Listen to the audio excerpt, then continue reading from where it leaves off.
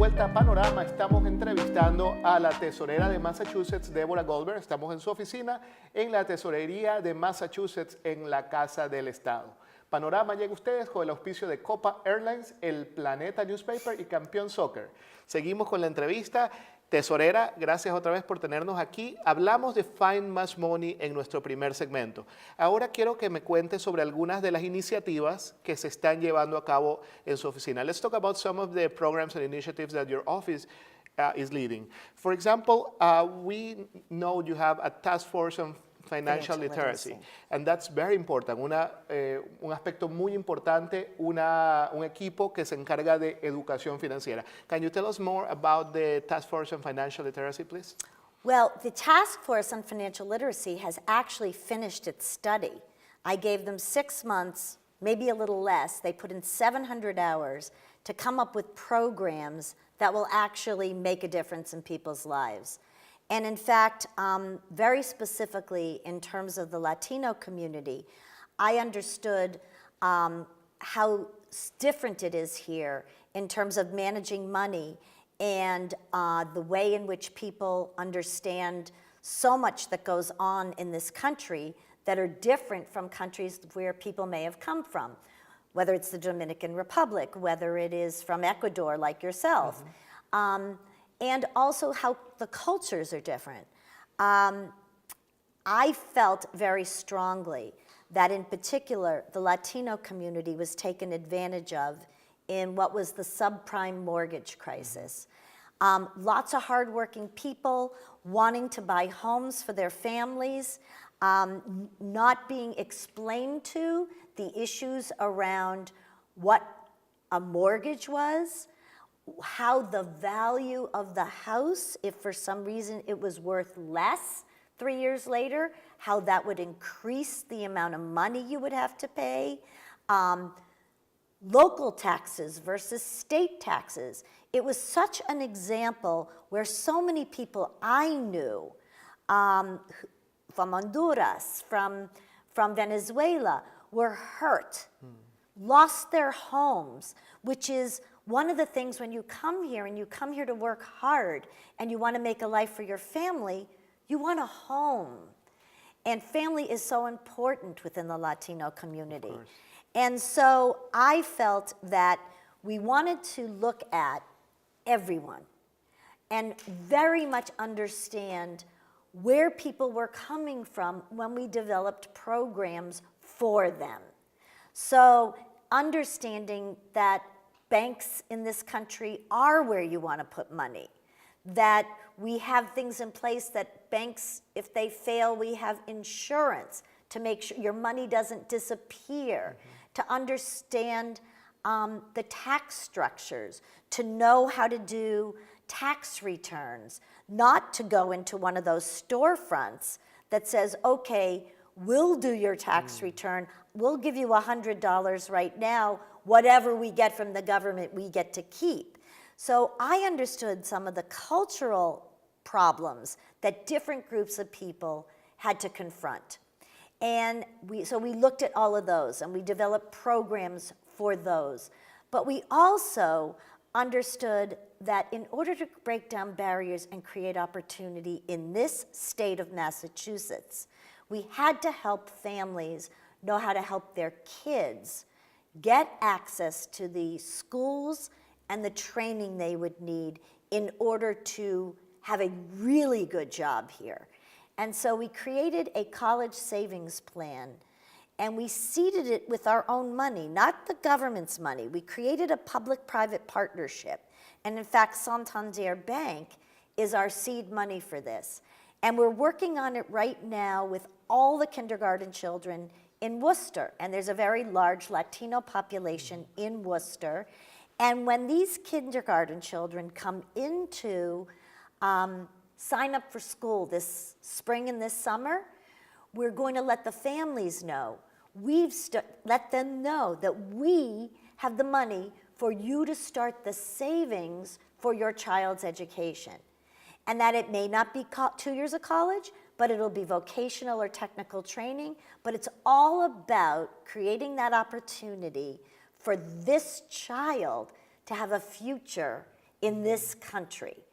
And in addition to that, we're teaching financial literacy to the whole family about banking, about saving, about even retirement for themselves. How even if you can only put $1 into a savings account for your child once a month because you're worried about the electricity, the food on the table, the rent, the car payment.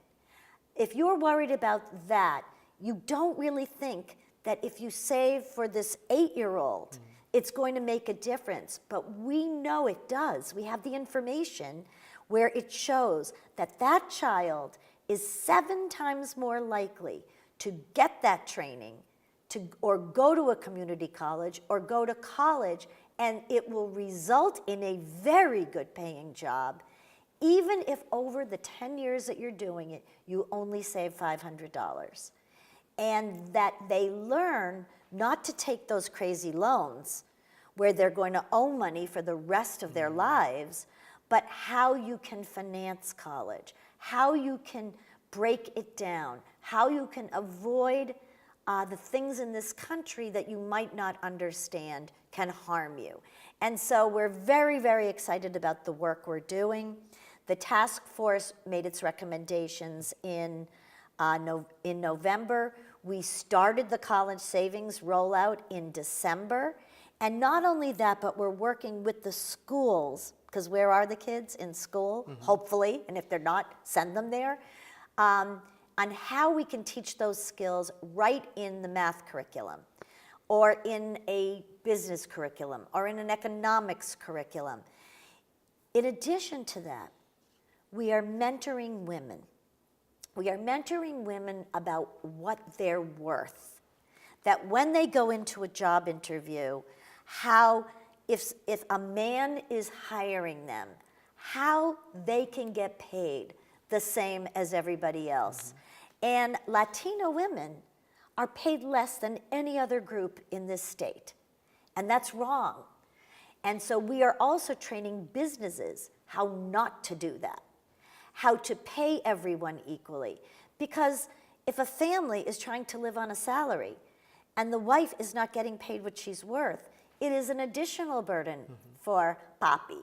So, and for the kids who have to go out and get part-time jobs and can't concentrate on their education.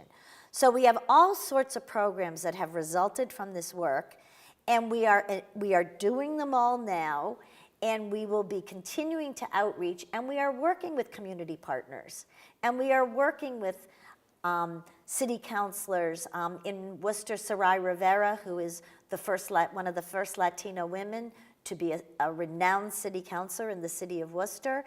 And we are coming to people in their language and with understanding of their culture to make sure we are effective. Muy importante. Nos cuenta la tesorera de Massachusetts que el equipo, la coalición, la fuerza de trabajo que ella puso para dar recomendaciones, que se llama la Fuerza de Trabajo sobre Educación Financiera, dio recomendaciones que han resultado en programas de vital importancia para diferentes comunidades, muy especial para nuestra comunidad. Por ejemplo, nos cuenta que parte de las recomendaciones resultaron en programas de educación a los niños en las escuelas, educación financiera, para que desde pequeños sepan lo importante que es ahorrar, sepan cómo llevar sus finanzas, cómo tener en orden sus finanzas, sus números, y en general tengan un futuro más provechoso. And the programs are for the whole family.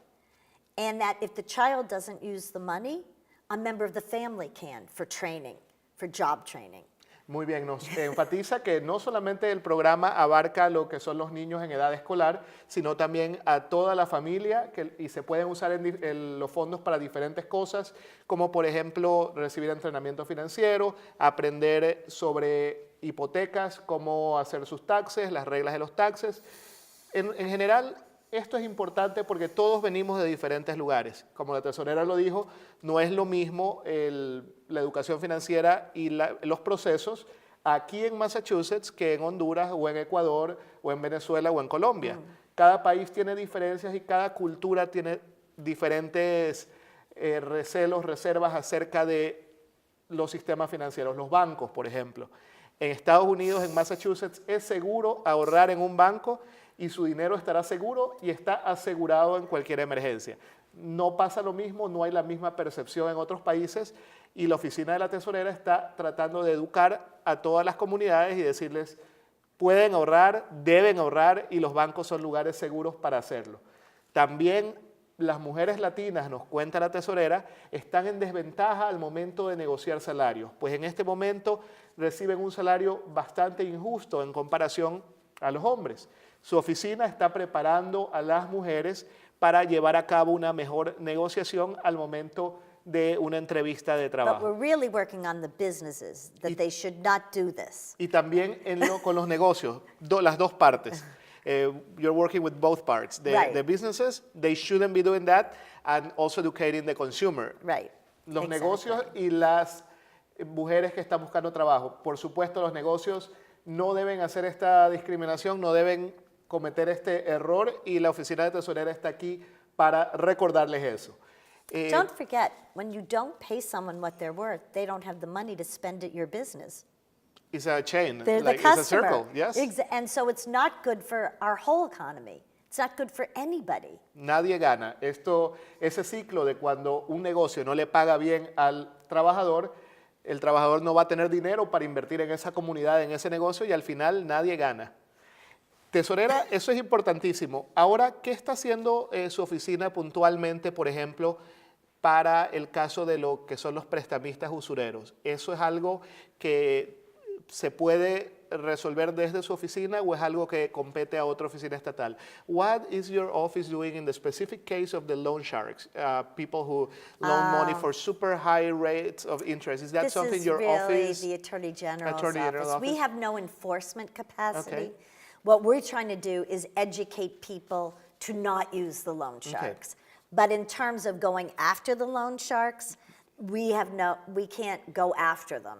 That's why when I talk to you about, for example, the storefronts that do the tax returns, they're not really doing anything illegal, but they are taking advantage of a lack of knowledge on people's part. So that's not illegal, but we can educate people that you don't have to have someone in a storefront do your tax return. You can learn how to do it. We can get coaches that do it as volunteers to help you understand it, because that's your money. You earned it, your family, and you deserve it. Muy bien, entonces la Oficina de la Tesorera está haciendo su parte desde la educación para que usted sepa qué es lo que no debe hacer. Por ejemplo, ir a tiendas que ofrecen servicios dudosos o recibir dinero a un interés súper alto. Eso es algo que está la Oficina de la Tesorera educándolo, pero las acciones legales se resuelven desde la oficina de la Fiscal General de Massachusetts. Treasurer, to finish, I would like to ask about the mass lottery. I think many of our consumers play the lottery. You know, I sometimes buy it, like dreaming like I might get like 100 million. But many people don't know that that's under your office. Could you tell us what is your office relationship with the mass lottery? Well, we actually do run the Massachusetts State Lottery. Okay. It was set up in the 1970s as a way to get money back to every single community in the whole state. And I do want to tell people, though, don't play the lottery if you can't afford to play the lottery, because we don't want you spending your money on gambling if you can't afford it. But once in a while is fine, or if you have budgeted, and we talk about budgets in our office, then it's okay. But it is a way in which we are not a profit organization.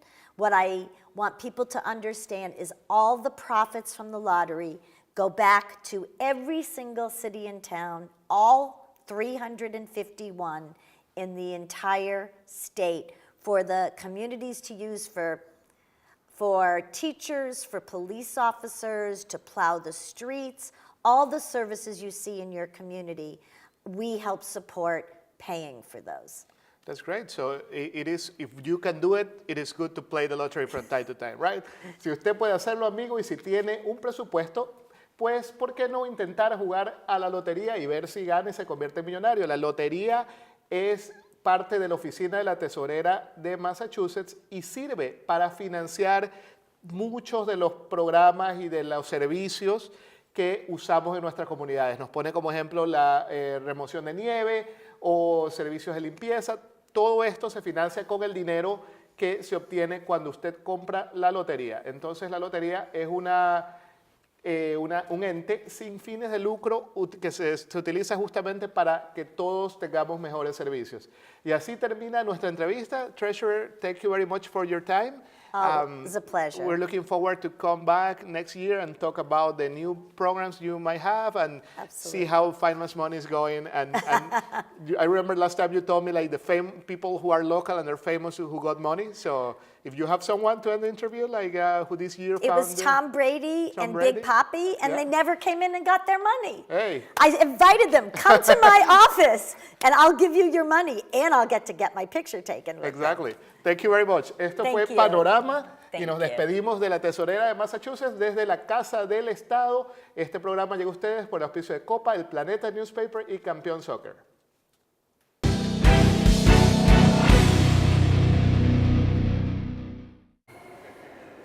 Y así llegamos al final de otro panorama. Estuvimos hoy desde la Casa del Estado, el Massachusetts State House, y entrevistamos a la tesorera Deborah Goldberg. También aprendimos muchas cosas sobre eventos que vienen muy pronto, como el poderómetro del planeta Power Meter 100. También aprendimos que reír no tiene barreras ni culturas. Todos podemos reír acudiendo al Laugh Boston. Esto es Panorama, yo soy Rafael Ulloa reemplazando a Javier Marín y pronto estaremos con otro episodio. Les recuerdo que este programa llega a ustedes con el auspicio de Copa Airlines, la aerolínea que lo lleva a más de 50 ciudades en Latinoamérica, desde aquí, desde Boston, Massachusetts, El Planeta Newspaper y Campeón Soccer, la casa del fútbol ubicada en 285 de la Broadway en Chelsea. Nos vemos en otro Panorama.